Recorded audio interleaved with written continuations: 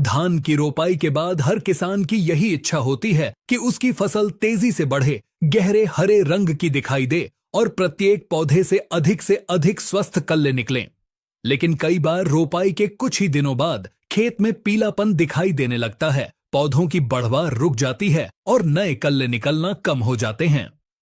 ऐसी स्थिति में अधिकांश किसान बिना कारण जाने अलग अलग खाद, टॉनिक और दवाइयों का प्रयोग शुरू कर देते हैं, लेकिन अपेक्षित परिणाम नहीं मिलते।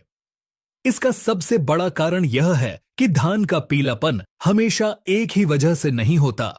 कई बार यह नाइट्रोजन की कमी के कारण होता है, कई बार जिंक की कमी के कारण, कभी लंबे समय तक खेत में अधिक पानी भरा रहने से जड़ें कमजोर हो जाती हैं, तो कभी मिट्टी की खराब स्थिति के कारण पौधा पोषक तत्वों को सही प्रकार से ग्रहण नहीं कर पाता।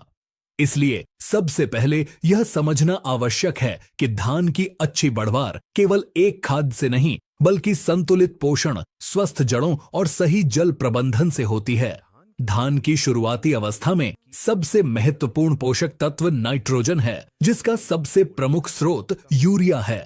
नाइट्रोजन पौधे में क्लोरोफिल का निर्माण करती है, जिससे पत्तियां हरी रहती हैं और प्रकाश संश्लेषण की प्रक्रिया तेज होती है। यही प्रक्रिया पौधे को भोजन बनाकर देती है और उसकी बढ़वार को गति देती है। यदि नाइट्रोजन की कमी हो जाए तो पुरानी पत्तियां हल्की पीली पड़ने लगती हैं, पौधा कमजोर दिखाई देता है और कल्लों की संख्या कम हो सकती है। लेकिन इसका अर्थ यह बिल्कुल नहीं है कि अधिक मात्रा में यूरिया डाल देने से अधिक कल्ले निकल आएंगे। आवश्यकता से अधिक यूरिया पौधे को अत्यधिक मुलायम बना सकती है, जिससे तना गिरने, रोग लगने और कुछ कीटों के प्रकोप का खतरा भी बढ़ सकता है। इसलिए हमेशा अपने क्षेत्र की कृषि वैज्ञानिक सिफारिशों के अनुसार उचित मात्रा में ही यूरिया का उपयोग करें।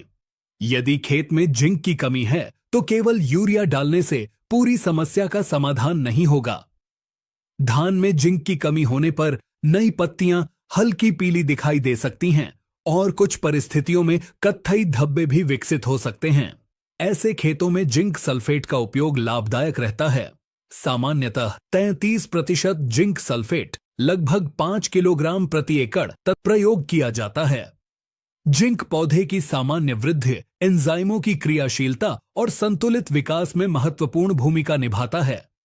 यदि डीएपी का प्रयोग कर रहे हैं तो जिंक सल्फेट को उसी दिन डीएपी के साथ न मिलाएं। दोनों के उपयोग के बीच कुछ दिनों का अंतर रखना बेहतर माना जाता है। कई खेतों में सल्फर की कमी भी देखने को मिलती है। सल्फर पौधे में प्रोटीन निर्माण और कई महत्वपूर्ण जैव रासायनिक प्रक्रियाओं में भाग लेता है। जिन मिट्टियों में सल्फर की कमी हो, वहां कृषि वैज्ञानिक की सलाह के अनुसार सल्फर का उपयोग किया जा सकता है।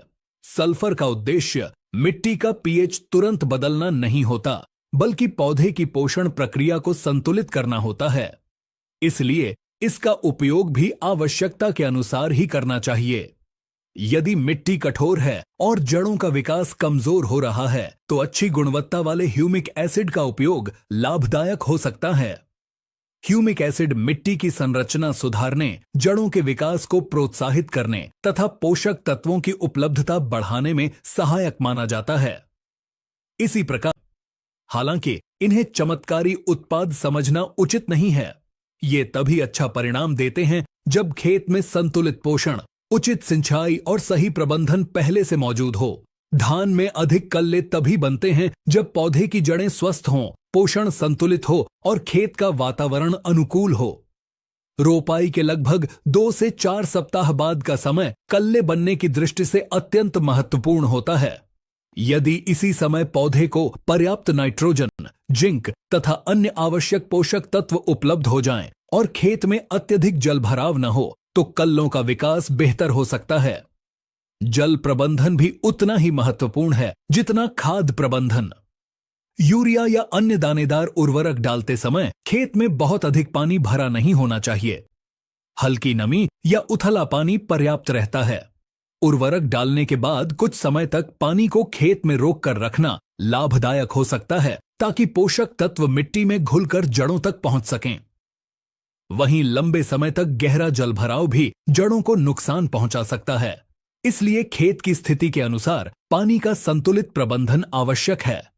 यदि आपकी फसल अच्छी बढ़वार कर रही है तो उस पर तना छेदक, पत्ता लपेटक तथा अन्य कीटों का प्रकोप भी हो सकता है। इसलिए खेत का नियमित निरीक्षण करते रहें।